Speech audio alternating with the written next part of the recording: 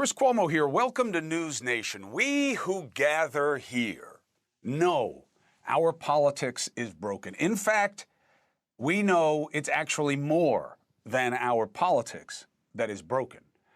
But the tough question is, what do you do about it? Now, part of changing is, one, acknowledging what needs to change, right?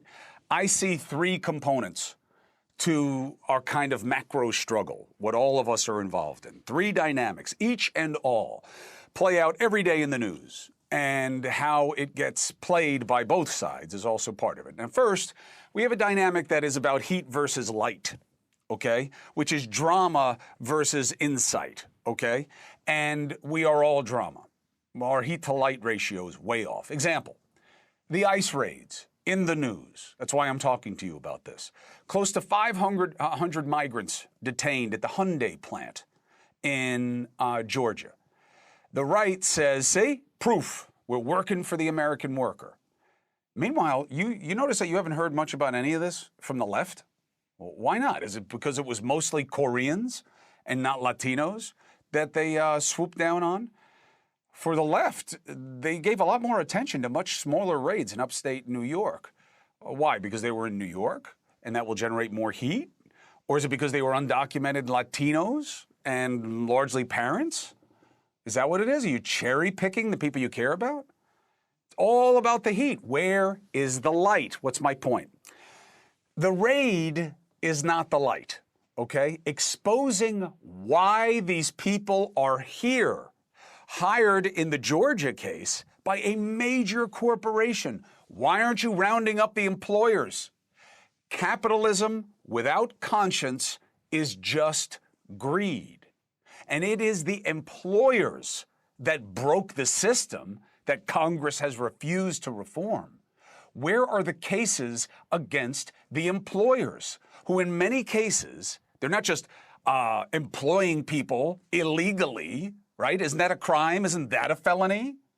However, they're also helping organize, helping transport. Did you know that? And certainly helping to motivate migrants there and here to come illegally and work for cheap. They've driven down wages for that sector. They force people to live in fear and in the shadows. How do you fix it? I don't want the heat. I want light. And we're light on light because it's harder than heat. Second component. We focus too much on who and what is bad instead of how to make things better, because being negative is easy. Negativity is a proxy for insight. Today's weak jobs report. Trump and co start by what? Fake news, fake data. Okay, that doesn't wash. Now what? Oh, the Fed. It's the Fed's problem. It's the rates. They're screwing it up. The left says, no, this is your tariffs, and they are bad. Now, they happen to have higher ground in terms of what's going on. Are tariffs good or bad? Depends, just like tax policy.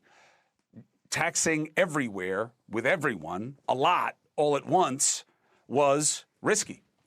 42,000 manufacturing jobs have disappeared since April. Why?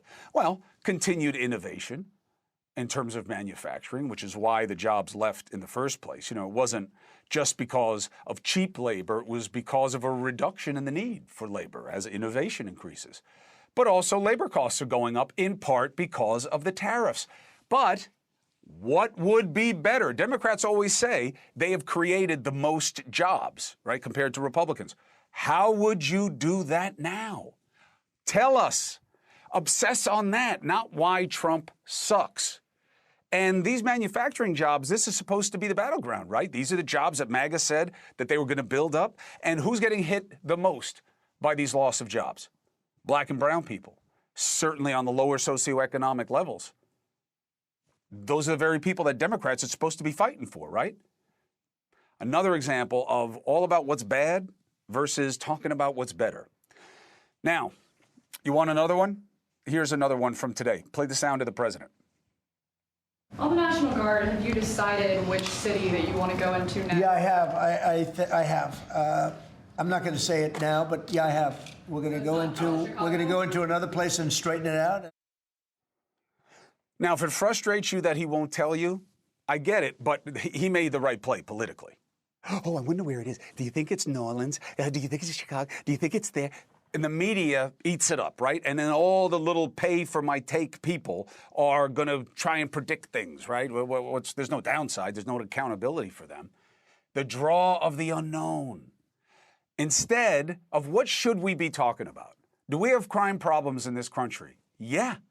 Are they often, if not most often, in the big population centers? Yeah, that's where the people are. How do you reduce crime? We don't talk about it. Where's the military going? How much military? Does that make him a despot? Military is not the answer to crime reduction, okay? Sure, it scares people, keeps them off the streets, but that's not what policing's supposed to be in America. That takes us to the last and the simplest yet most difficult to address of the three dynamics. All the noise of negativity, social media salvos, it's made us less and less willing to dare to care about anyone and anything that doesn't already agree with our side. We're all silos, all groupthink, all fear, all anger, all division, all the time.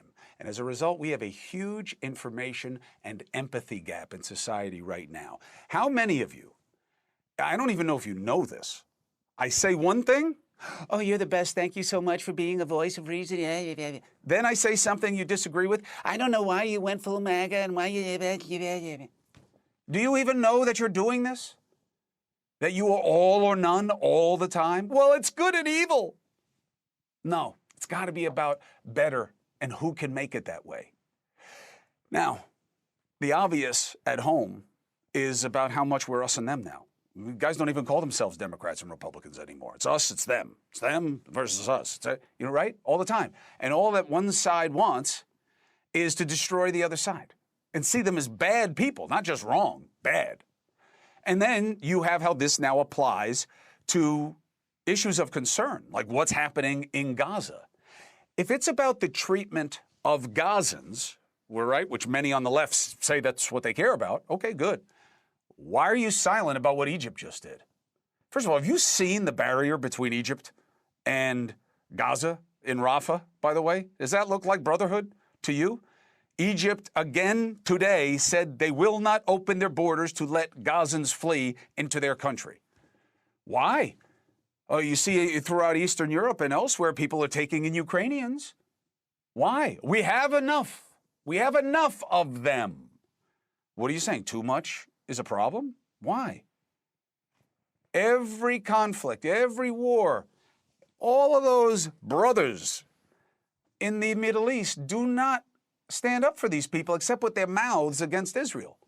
Why is there no demand by the left for Egypt to do more? Same reason you don't hear them calling for Hamas to surrender, because there's an empathy gap. You don't really care about what is going to make it better. You just want to get angry and blame, in this case, Israel.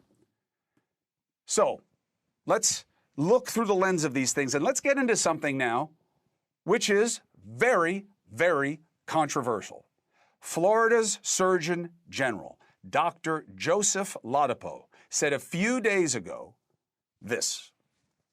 The Florida Department of Health, in partnership with the governor, is going to be working to end all vaccine mandates in Florida law. Every last one of them. Every last one of them is wrong and drips with disdain and slavery. Now, it's interesting that it's the Surgeon General and not the governor running with this idea. I think that that's a political hedge. But I want to bring in the Surgeon General of Florida and have the conversation, Dr. Ladapo. Doctor, thank you for joining us. Appreciate it. Yeah, thank you.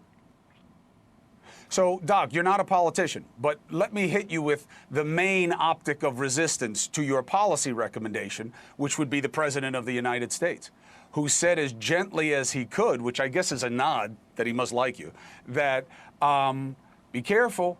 Be careful about saying that certain people don't have to take vaccines. They work. They work well. They make a difference. He does not seem in favor of what you're discussing. What's your reaction?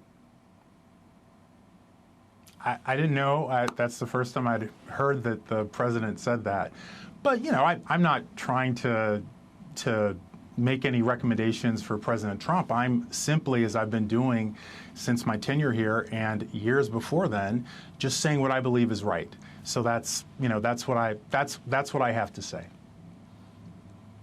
All right, I got you, but let's dig into this a little bit, okay? Now, obviously, I am no clinician. I respect your pedigree very well. I don't know how you get better than double Harvard, but it does seem that the weight of your community is at odds with you, that not all vaccines are the same, and that a reason we have had advances or reductions, if you want to look at it conversely, that illnesses have disappeared in our society is in part because of vaccination. And if people don't have to take them, then they won't take them, and then we won't be as healthy a society. Your response? Yeah, I mean, I understand that argument, and I think it's certainly a reasonable argument, a reasonable position to have.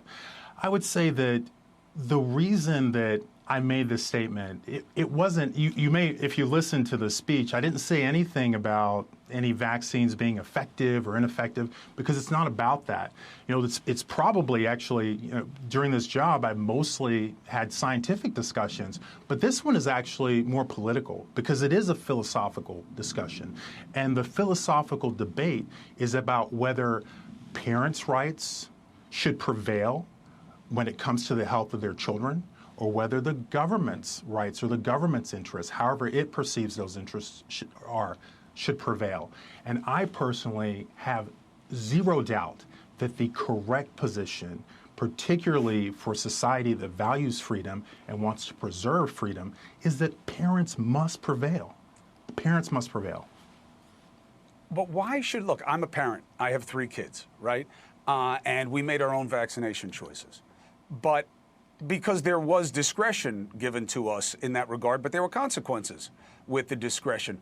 Why should the parent, even though I am one, right? So I like what you're saying, Doc, but why? Why should I win? Why shouldn't science win?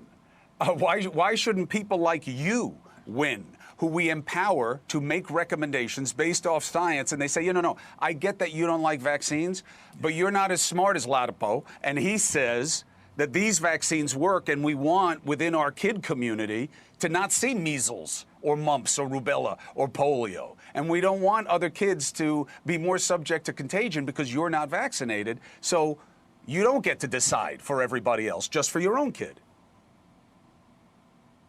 I mean, there was a lot there that you shared, Mr. Cuomo. And I would say people bring up the scientific part, and that's a good discussion to have. Effectiveness, safety, adverse events, et cetera. And by the way, there are issues there too, because one of the tenets of medical treatment is informed consent. And by the way, you can't obtain informed consent if you are coercing people. And when you have a mandate and there are negative consequences to not complying, well, you can't obtain informed consent, which means you can't provide ethical care. But putting that aside, this isn't actually a scientific debate. This is about whether the parents' interests should prevail over the sovereignty and the autonomy of their bodies and their children's bodies, or whether the government should prevail. It's that simple. I mean, I think that's demonizing government, could Doc. be perfect. I think that's demonizing government. I think it's demonizing government. I do. I think it's a piece of sophistry. I really do, Doc, and I'll tell you why. I'm all in favor. Yeah. Again, I want to say what's right for my kid. But it's a piece of sophistry, Doc, because that's not what it's about. My right to control myself, my free will, ends at your nose, right? We all know this analogy, right? Your ability to use your fist ends where my nose begins, Doc. You don't get to infringe on my rights by exercising your own. And it seems like here you're making it okay by demonizing the state. The less the state has control over us, the better. Yeah.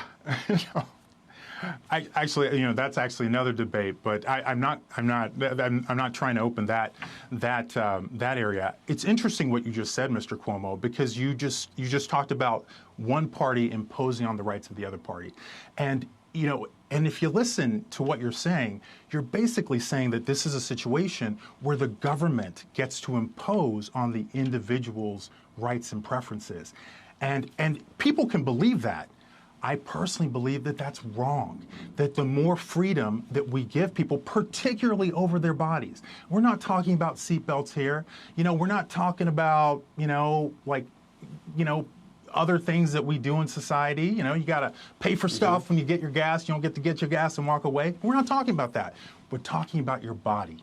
And if you don't have control over that in terms of what you put in your body, I mean, what's the whole point? Why are we here? I got it. So I hear what you're saying, Mr. Cuomo, but literally your words are supporting the actual thing that you're saying you're against. Well, but no, doctor, it's because of how you're using them, right? And look, here's why it can't just be that I love to be controlled, right? You can Google me for 2 seconds and know that's not the case. But it's that, okay. Doctor, it's the people who have pedigrees similar to yours, all right? Again, I'm exercising deference here because, you have a hell of a pedigree and a history, and you're Surgeon General for a reason. And I'm not questioning you on that level. That would be cheap. But other people similarly situated to you, almost in the entirety, don't agree. Even religious leaders like the Pope, Franklin Graham, Rick Warren, all came out on this issue of all things to say, hey, there's a moral obligation. There's a Samaritan simile here where people have to think about others, not just themselves. Why is the medical community and even some big religious leaders saying, whoa, go slow when it comes to ignoring all vaccines? I mean, you could ask them. I mean, I think that one of the things is that people, my sense is that people have grown to normalize it. The notion that, when it comes to this particular thing, you have a doctor, you go see your doctor, and say your blood pressure's high, your cholesterol's high, doctor prescribes you something, and you choose whether or not to take it. With vaccines, there's the existence of mandates has sort of normalized the notion that, you have control over your body in terms of your personal medical decisions, except for this area. And, it's quite widely held. Frankly, I held that belief myself. And over the last few years, and certainly like many people, including yourself, from what I've heard you say from during COVID, my eyes have been open. I've reevaluated many things. And in this particular area, I hear you. Many people disagree.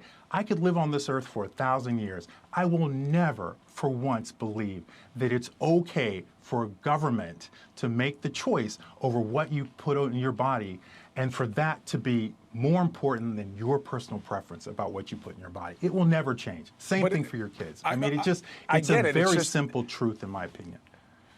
It's a simple truth, but it doesn't mean that it's a better choice necessarily. That's all I'm saying. I mean, look, these things, right? So again, with due respect, I know people always use that as a throwaway statement. It means I'm about to insult you. I'm not about to insult you. I'm just saying that you know all the numbers. You do know all the numbers. Whether it's the CDC or Lancet, they say that the reason that we have gotten to a better place is because of our vaccination rate in terms of herd immunity with a lot of things. And that's why I'm bringing this up. Is this best practices for a perverse sense of people's freedom and control and animus towards the state, or is it the best practice for medicine? That's why I ask, because of the pushback from the medical community. How do you reconcile the rejection of your colleagues of your suggestion? Yeah, I think I would say two things. In a way, right, it's unfortunate that people don't have enough, because we have this conversation and people go straight to, all of these diseases are going to come back. Well, why would they come back? I mean, why do you feel that if providing parents with information about the benefits and risks of different vaccines isn't sufficient for them to make a decision? Or do you not trust the decision that they'd make? So every step of that, there are problems. And I don't feel that way. I think that parents, inherently have the best interests for their of their children in mind. They know their children best. Of course. I think it's absolutely better to have it that way. And then the second thing I would say is that, and Mr. Cuomo, you are you are familiar with this, having witnessed it over the last few years, the whole sky is falling thing is not a new strategy in public health in terms of trying to either prevent policies from being implemented that they don't like, or to allow people to kind of abandon silly things like wearing 4 masks, as Dr. Fauci was encouraging people to. So there are other countries that do not have vaccine mandates for children to attend school. Sweden is an example of that. Right. You know, the sky's not falling there. I believe the United Kingdom is another example of that. Denmark maybe also. So people were really, really, excited about this, both in the positive and the negative. But it's ultimately the right position. Parental rights absolutely matter. And my Lord, if they don't matter for control of your body or your child's body, when the heck do they matter? So Listen, it's a position that I'm very comfortable with. I get it, but first of all, look, sky is falling. I am not discussing with you the metaphor that you used about what you think vaccines are like in terms of like them being like slavery, because I just don't know where that takes Not us vaccines, as a productive mandates. conversation. No, not vaccines. Right, no, I'm sorry for any totally get it. misunderstanding there. Not no, vaccines. I totally get it, Doctor. Mandates, particularly mandates over your I get body. it. I totally get it. But over your now, body. first of all, the COVID, over what you put in your body. To what you yes. said. The key to what you said, though, is informed consent, right? Because the reason I come to you is because I don't know as well as you do. You're the doctor. And I think the president had an unusually good idea, which was, let's have all the data again debated by people of your pedigree, real clinicians, real people who know various ideas, and let's have that out loud about what we know about the COVID vaccine or therapeutic, depending on how you see it, and the other ones that are mandated. What do we know about the efficacy, about the safety, and about the difference they've made in our society? Let's have the debate instead of saying, you always know best. People don't always know best. That's why we have experts in the first place. That's why we have science. But I appreciate you making the case here, Doc. You are always welcome to do so, because this conversation is not going to end anytime soon. Hey, thanks for having me on. You are welcome. Florida Surgeon General is a big gig, and your voice is going to be heard, and you're welcome here to talk about when it's accepted and not accepted. Okay. Thanks very much. Good talking with you. All right, Mr. take Cuomo. care. Yeah, you too, Doctor. We'll speak again. Thanks for coming. 4 minutes and 35 seconds. Now, I'll tell you what. I bet a lot of you didn't expect such a sober conversation. Why? Because when you don't come at somebody with heat, you got a better chance of getting some light. I now even understand better. I knew most of what the doctor was going to say, but I think he explained it better now. Why? Because he wasn't just fighting about who's anti-vax, who's pro-vax, and all that other BS. A lot of trending topics right now, and I want to give you Better Minds' perspective on them in terms of controversy, controversy, like what really matters versus not. Like this Hyundai plant in Georgia with the big number, 500 people taken. Man, I don't know why they didn't go after the owners of the plant. And why did the Speaker of the House just say that the president was an FBI informant on the Epstein case? Is that true? Plus, the president just said he knows where he's going to send the guard, but he won't tell us, and everybody's going crazy. Why I don't care. Next.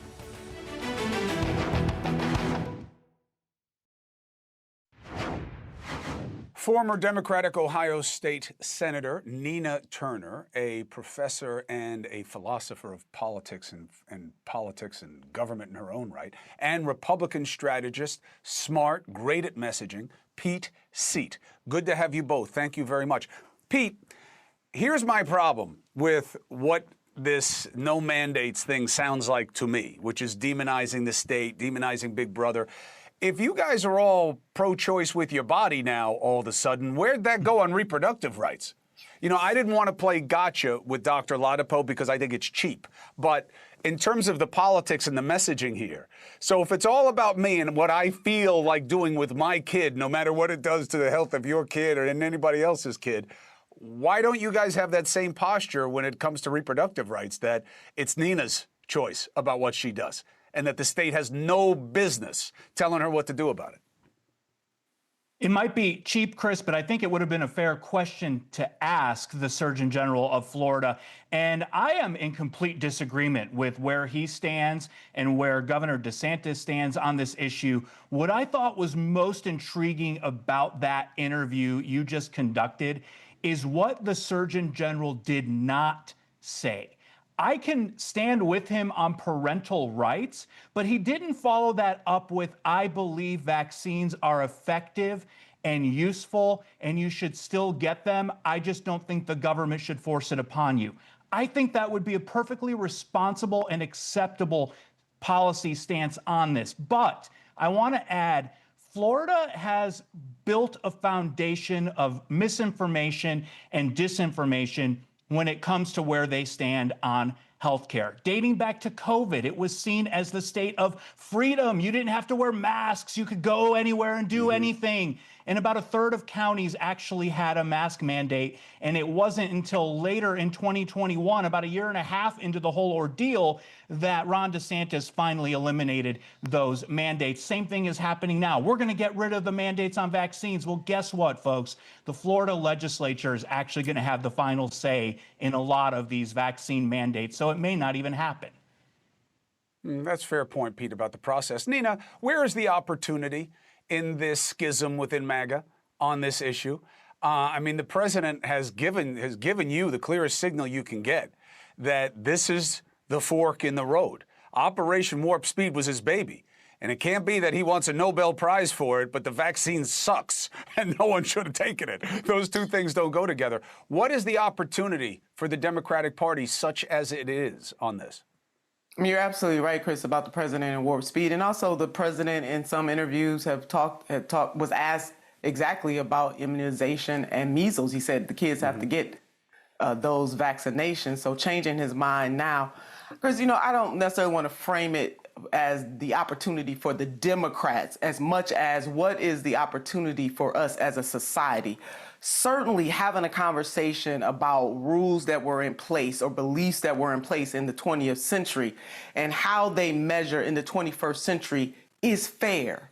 But what is not fair to do, and I'm glad that Pete is Pete, and I'm agreeing with a lot of what he has said tonight, is to just absolutely say that people don't have to be immunized. We know that millions and millions of children all over the world have benefited from being immunized. We know the herd immunity that you brought up at the top of the show, Chris. It matters, and it especially matters for people who do have weaker immune systems, who need a broader swath of those of us who don't necessarily have that, to be immunized to keep them from getting sick. The doctor did say something else that I thought was interesting. He said this is political. So he laid it out that this is political and it's not medical.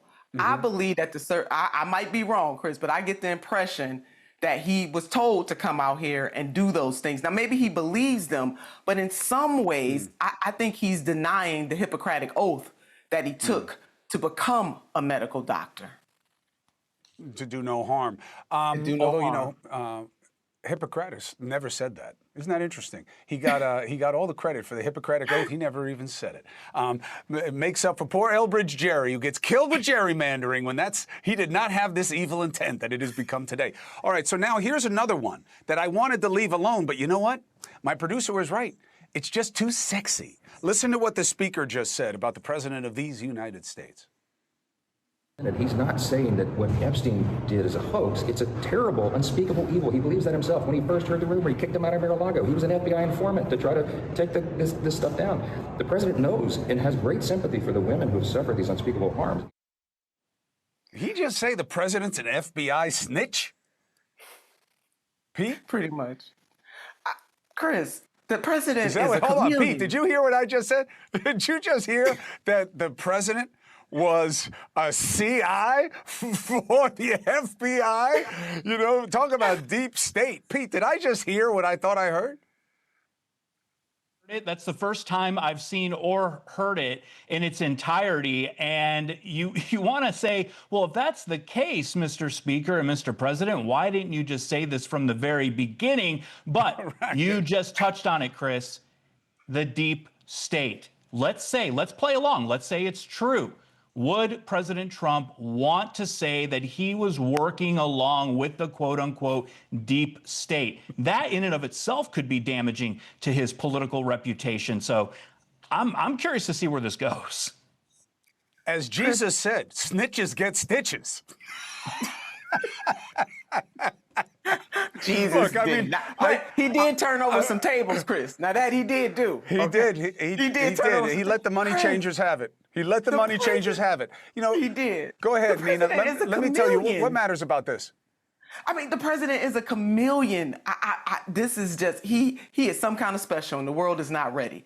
Now I'm going to put that aside. If the president sincerely believes what Speaker Johnson just said, then why was he allowing planes to fly overhead while the survivors were telling their stories? Why doesn't the president just simply say to those women who were young girls at the time that I feel your pain? You know, take a page out of President Bill Clinton's book.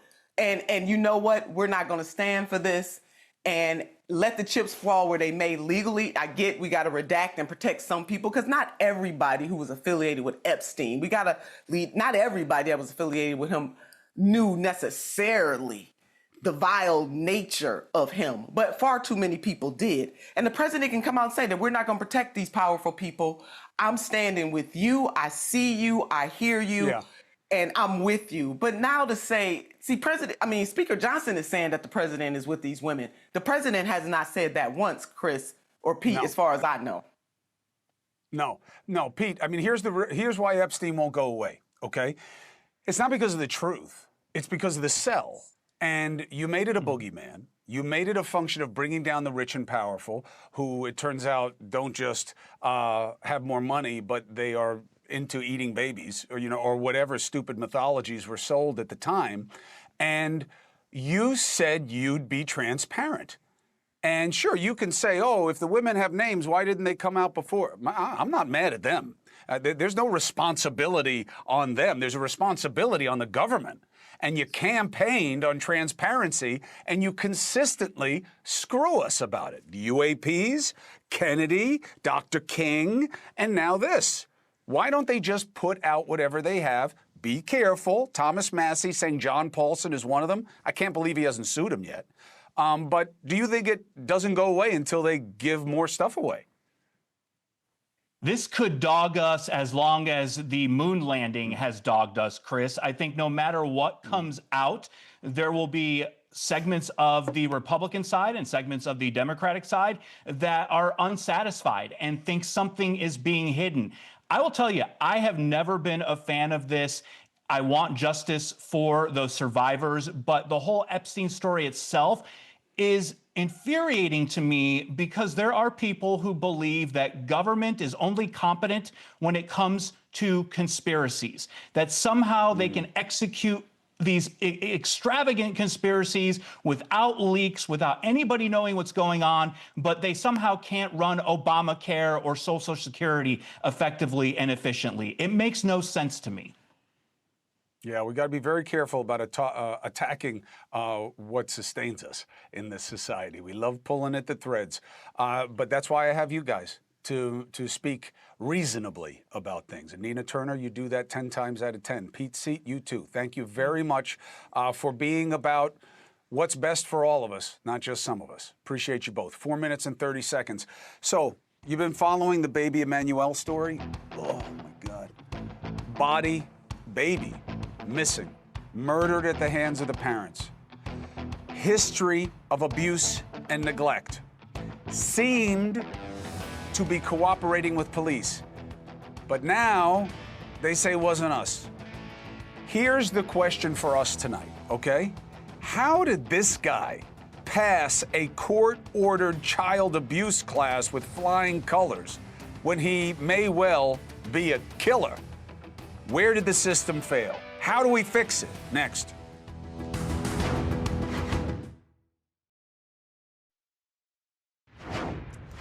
Okay, you remember little Corey? We had the video of the father throwing him on the treadmill, biting his head.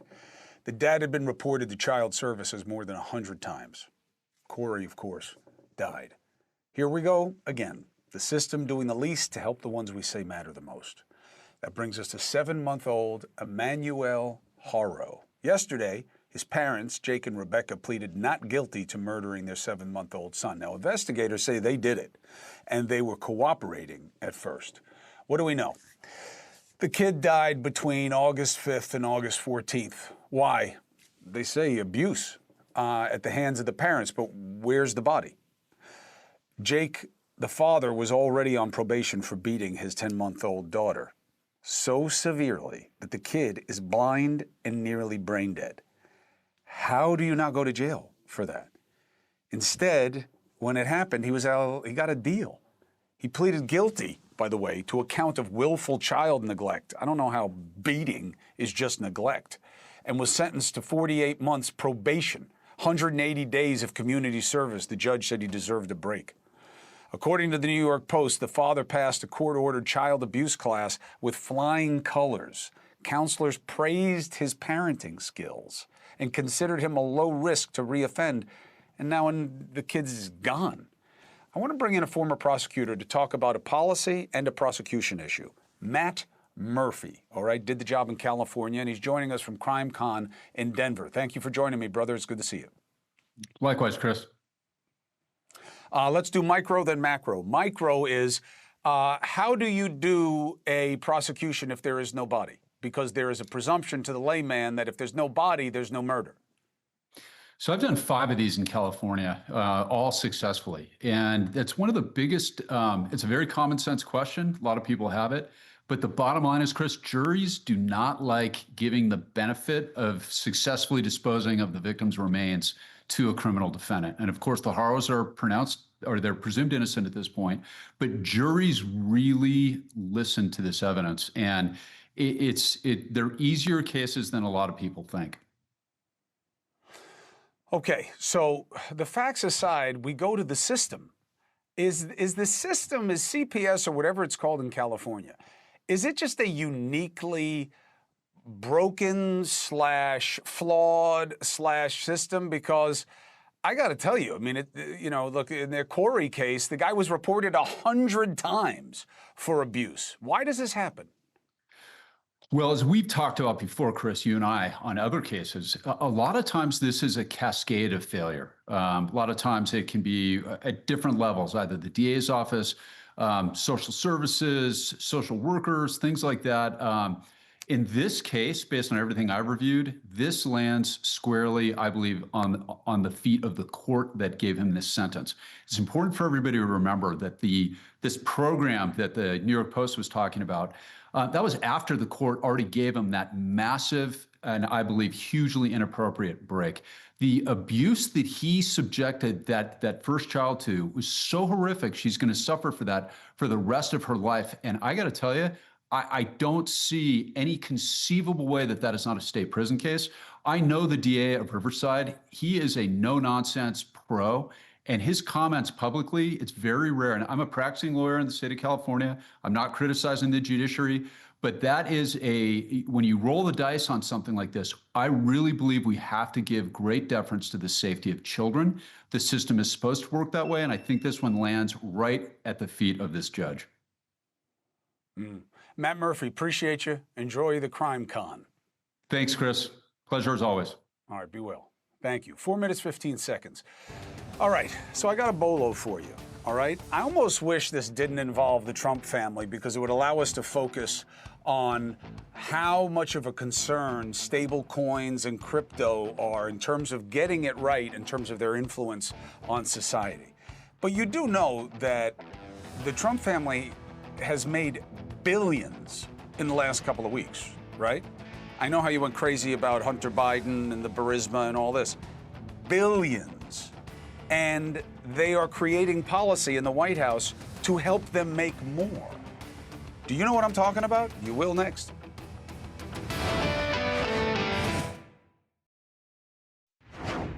BOLO, that's what the cops say, is an acronym for be on the lookout. Now look, personally, I am post. Did you hear what Trump said? I'm just about what the president and anyone else in power does. Now that said, as a standard, I've never seen a more in-your-face conflict of interest than what's happening with crypto in our government, specifically our president and his family. They are creating policy that they are literally cashing in on. They don't even need to do this. I got to tell you, I'm a little surprised, but it's much bigger than them. But we look at it through the lens of them because if they're going to do this, what else is going to happen? Specifically, his kids. This week, the Trump kids launched a new crypto coin that on paper amassed the Trump's $5 billion. Now you can say, that's funny money, it's not real. Well, it's not real, okay? And they get tens of millions in crypto fees, in hard cash. And now comes stablecoin. Do you know what that is? You should spend some time and look into it. I can't explain it quickly, but it is the Trump administration's attempt to get laws passed to enable crypto, stablecoin, and the private sector running crypto coins, stable coins, to have a huge hand in our cash reserves. And guess who's at the top of the list of players on the private side? Them. Deregulating crypto, disbanding the DOJ unit looking into crypto, and then investing into crypto, signaling it could be a reserve asset in direct competition with the U.S. dollar. Why? I mean, if you want that to be the policy, fine, but why do you have to have a personal role in it and you don't want people to call you a crook? My real concern is where they're getting the money for their play. The Emiratis, look, I do not think those guys are the same as every other deep pocket. I think the strings are scary for the American people. And it really does remind me of, all of the, but Hunter, and he abused his father as vice president, and he got paid, and he doesn't know anything about what he was even consulting on. Oh, but these guys are crypto experts, right? And taking money from the Emiratis. But you guys don't care at all about that. See, that's my frustration. If you care, dare to care about all of it, not just what works for you. Hunter Biden made what, $10 million trading off his famous family name over years? They just made that in 5 seconds. So what is it? You only punish it when you're not good at it? Is that what it is? It's all bad. It's all a conflict. We got to do better. Next. Kelly Meyer is in for Leland Vittert. Look at you. Look at you're ready to go. Kelly is ready to go on Friday night in for Leland Vittert. And I love what you're starting with. This is one of those 80-20 issues in our society that we talk about here at News Nation. Going after cartels with what's happening with fentanyl, this is going to be an easy move. The question is how they do it. Right, and they're already kind of going on this game of chicken, Chris, with going back and forth with sending the F-35s to Puerto Rico today, then Venezuela, now flying over U.S. Navy destroyer. So it seems like this back and forth, and that's the concern here, is if it escalates some tensions there in the Caribbean, and that's what we'll be talking about tonight. Balancing those equities of the American people wanting to know that their government is fighting their fight versus the concerns about how it's fought and whether it's in the best interest of our principles. Tricky. I look forward to your coverage. Good to see you, my friend. Thank you for watching. Subscribe below and download our News Nation app right now on your phone, and you will get fact-based, unbiased news for all Americans.